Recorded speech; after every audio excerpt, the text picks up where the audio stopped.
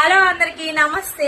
ఓక అందరు ఎట్టున్నారు, బాగున్నారా? ఈ రోజు మందలు ఏంటంటే కనుక యూట్యూబ్ శాలరీ వచ్చింది, సెకండ్ పేమెంట్ అనమాట.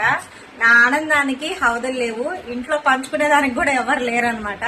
సో మా వారు లేరు, పిల్లలు స్కూల్కి వెళ్ళిపోయారు, నాకేం అర్థం కాలేదు. చాలా చాలా హ్యాపీగా ఉంది ఫ్రెండ్స్, చూసారా?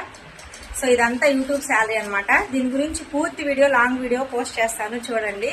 సో ఈ మనీ ఎవరు లేరు కాబట్టి ఒక పర్సన్ అయితే ఉన్నారు. నా ఆనందాన్ని ఆ పర్సన్ తో షేర్ చేసుకుంటాను, రండి.